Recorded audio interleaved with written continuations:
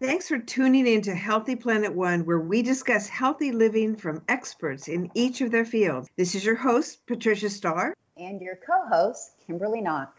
Today's guest on Healthy Planet One is Dr. Carol Randaci, who is with us as part two. And we're going to be talking about this venture she has started, which is the Vegan Culinary Institute, the New Earth Initiative.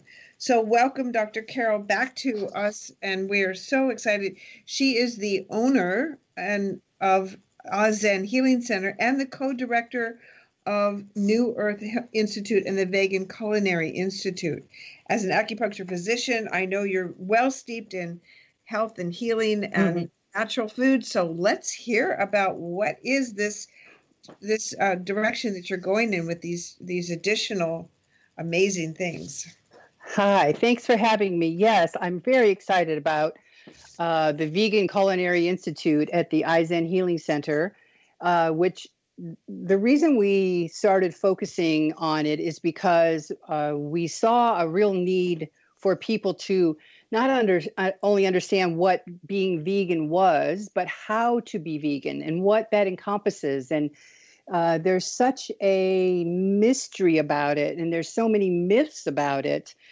So we started doing programs on debunking all those myths, debunking the protein myth and the calcium myth and the soy myth and all the myths around raising food and animals and putting them in our bodies and what it's done to us. I mean, there's so much information about it now, but it's not really as easily accessible because people don't know that it's out there. So we decided to help put it out there. We studied a lot of works of some really great doctors, Dr. Greger, Dr. T. Colin Campbell with the China study, Pamela Popper with food over medication, Neil Bernard. So I'm very, very adamant about food being one of the forks of our healing process. Spirituality, the transformation of our evolution, and food being the key, one of the keys to that.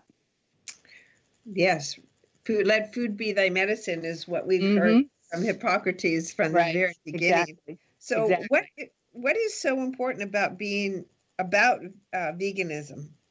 So it's been shown, studies, thousands of studies. It's not even in the hundreds. It's in the thousands of studies, and how animal protein has damaged our bodies, that we are not really in harmony with animal proteins.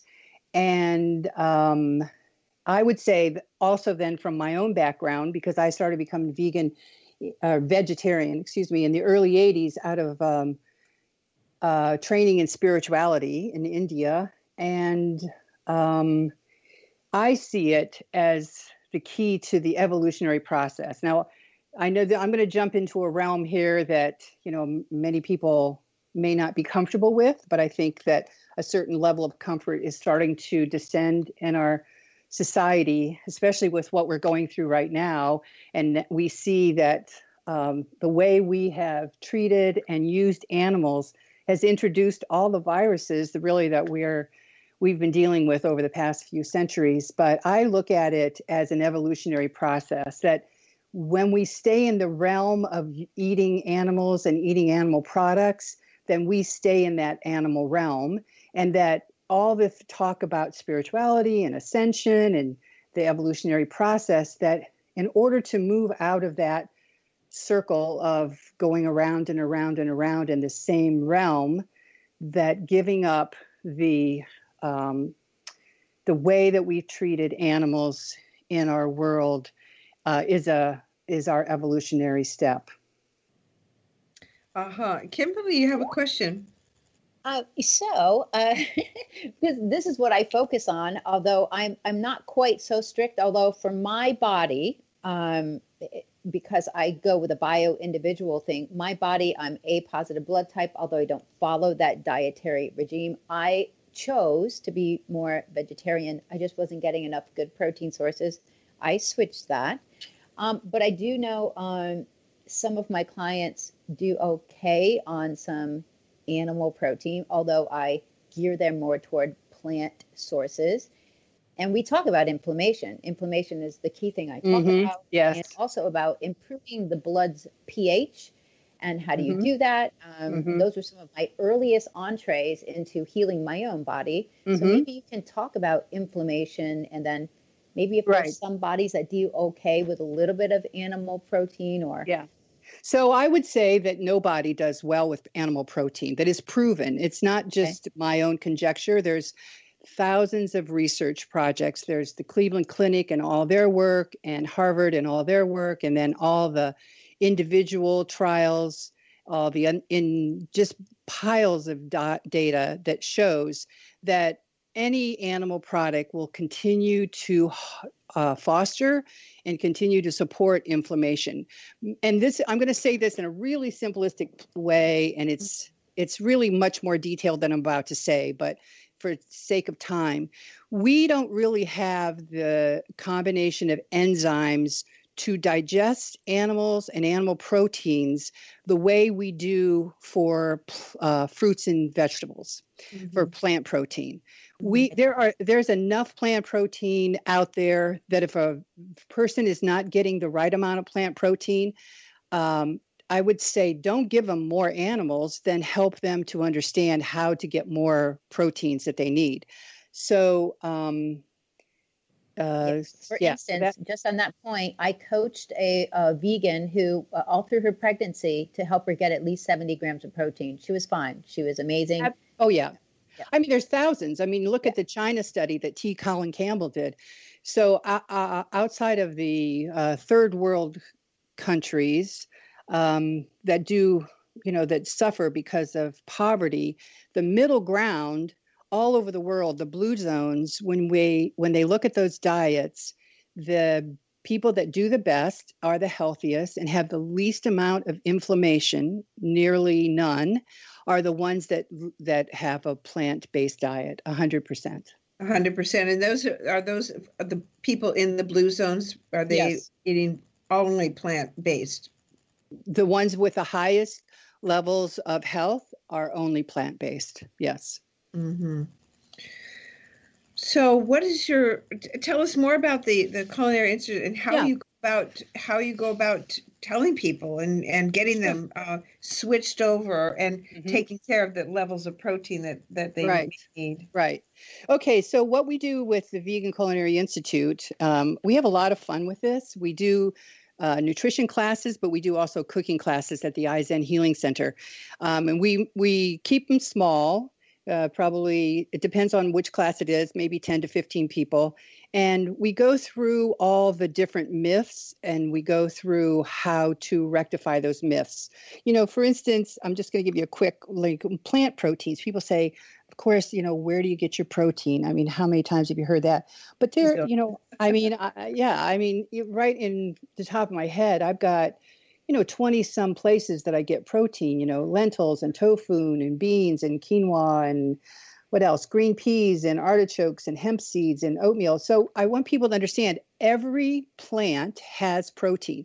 We used to be told that you had to get complete protein, and that's why you had to have animals, because animals were a harbor of complete protein.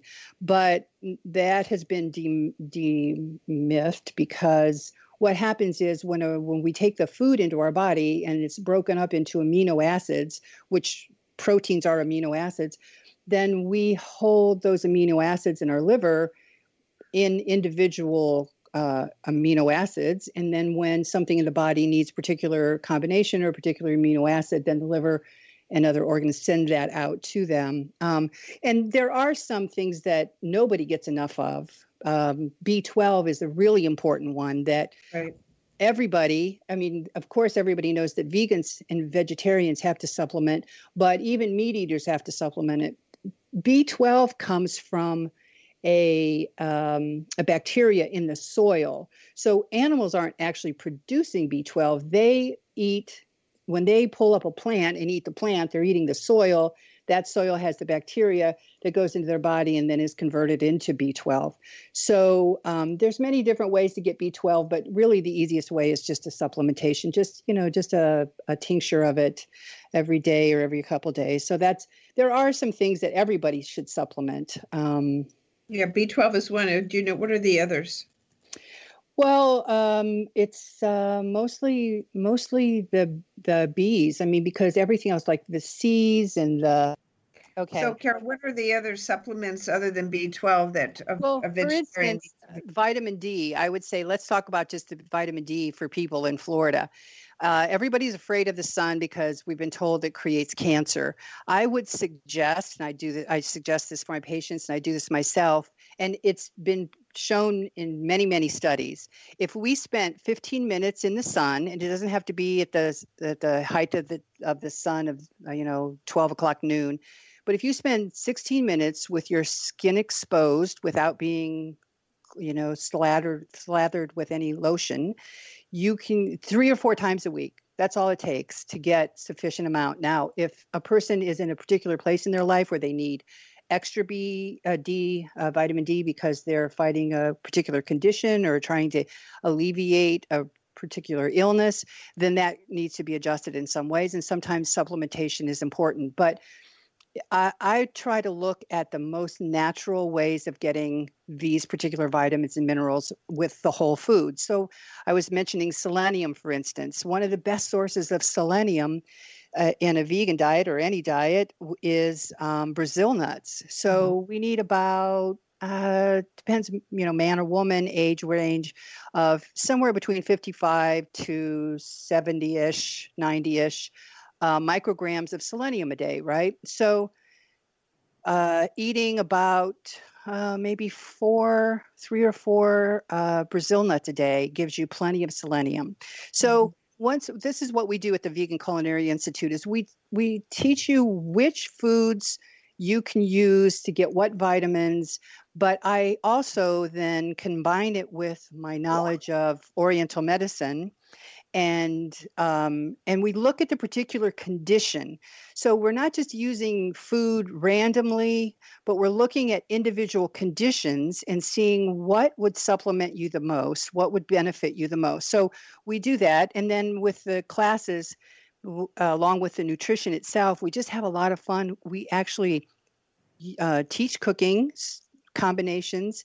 In the fall, one of our favorite classes in November is we do a vegan feast class, and it's a sit-down dinner, and it's a 7-course dinner, and we go through each course and we tell why we're using these fermented foods to begin with, how it aids in the beginning of the digestive process, and then why we use this particular drink and why we are using this particular protein source, and all the combinations and all the possibilities. And people always go away with booklets of different recipes.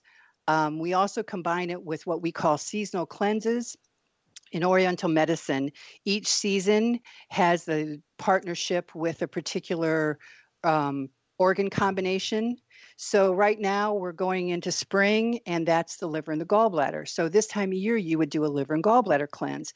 My cleanses, and the ones that I've always worked with, are not ones that are not depriving people of eating. It's I cleanse and build at the same time. You have to cleanse it, but you can't. The body won't let go of all the toxins if it's being deprived. So we cleanse it by feasting. We cleanse it by giving it the foods that it needs that particular time of year to heal the condition that it's been strapped with in order to regain its balance and its health. Well, I can see you and Kimberly have a lot in common because I know Kimberly works from that direction as well. So I know Kimberly has a burning question. My ears. This is unbelievable. I've been operating on the fringes, doing the same thing. This is music. I'm pretty much 100% vegan with one exception. I get a lot of questions about calcium, and I grew up in Vermont, by the way. I'm allergic to the casein protein. I hated milk. we were force fed it. It's very toxic. Yeah. Milk is very toxic. So I talked to people, like I just did an online video about collard greens, greens that have lots of calcium. Can you? I'm sure you do that as well. Yes. So some of the